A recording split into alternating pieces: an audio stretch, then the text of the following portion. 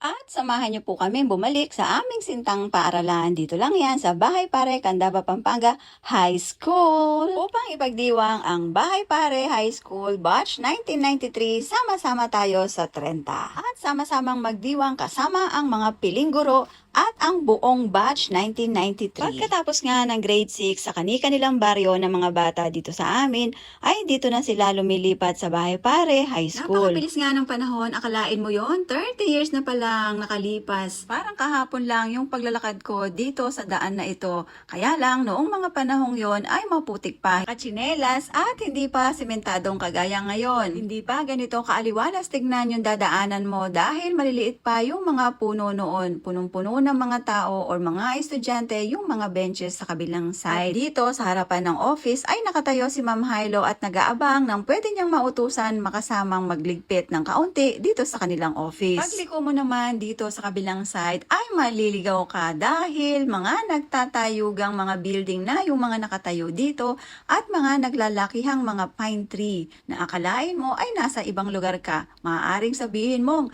nasa Baguio ba ako? Bago nga ako nakipagkita sa aking mga batchmate ay umikot muna ako dito sa aking sintang paaralan. Dahil nga sobrang na-amaze ako sa laki ng pagbabago niya. Dati-rati itong mga school building na ito is isang palapag lang. At hanggang room 13 lang. Minsan nga ay nagkukulang pa ng upuan o sira-sira yung mga nauupuan namin. At sa paglalakad ko nga hanggang dito sa may likuran, nakita ko na doon pala sa may gawi-gawi pang may likuran ay meron na namang mga building. Napakaswerte nga ng mga estudyante ngayon dahil medyo malawak na yung kanilang naiikutan at natatambayan. Dahil nung panahon nga namin ay limited lang ang mga room at kakaunti lang yung aming pwedeng tambayan doon lang sa kubo or doon sa mga benches at kung mamalasing ka pa pag umuulan ay doon ka lang sa iyong kwarto. At madalang kaming magpalipat-lipat ng mga room per subject. Lagi lang kaming nag-i-stay doon sa aming pinaka-room na ang naalala ko ay ang room 8. At hindi ko rin makakalimutan yung aming advisor, Mother Earth, na si Ma'am Felicidad Musni,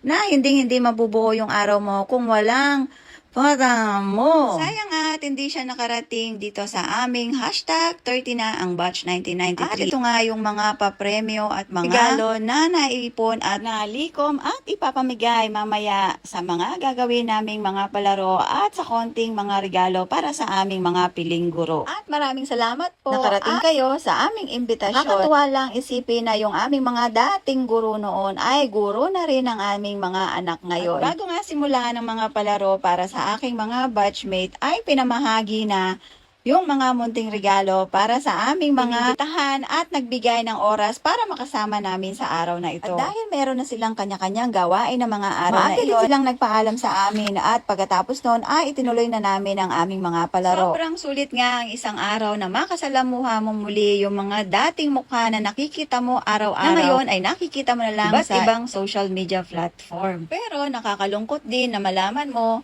na yung iba mo pang mga kabatchmate kaya hindi nakarating dahilan na may malubhang karamdaman or maaaring pumanaw na. Mabuti na lang at lahat ng mga kabatchmate ay nakilahok at sumali sa mga ginawang palaro. Sobrang nag-enjoy sila, bumalik sila sa pagkabata 30 years ago. Kahit mga hingal kabayo na ang mga batchmate ko o hindi pa halata dahil sobrang nag-enjoy sila, di ba? Mas mainam pa nga yung nagkakaedad ka at nakakapaglaro ka dahil ngayon wala nang hiya-hiya, hindi katulad nung high school. Sobrang mahiyain natin, di ba? Pag may ganitong pagtitipon, nangunguna na ang ating kabatchmate na ngayon ay punong barangay Bahay Pare, Candaba, Pampanga. Walang iba kundi si Kapitan Carlito Mariano na nagbigay sa ganang pananghalian at yung ating mga sound system. Kasunod na rin ang ating mga kabatchmate na walang sawang nagpe-pledge kapag tayo ay merong ganitong pagtitipon na napakalaking tulong para makagawa tayo maayos at makabuluhang programa. Ganon din sa ating mga batchmate na nasa ibang bansa na patuloy na sumusuporta at nagbibigay ng tulong sa atin kapag tayo ay may pagtitipon. Physical man silang wala dito ay sobrang saya na nilang makita tayong lahat nagsasaya at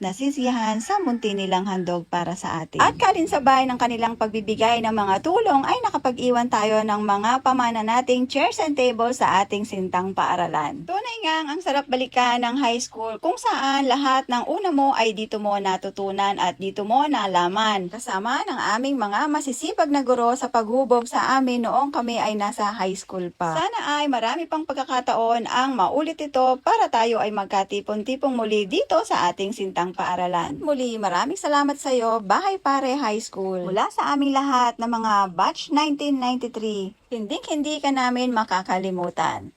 At God bless po sa ating lahat. Bye!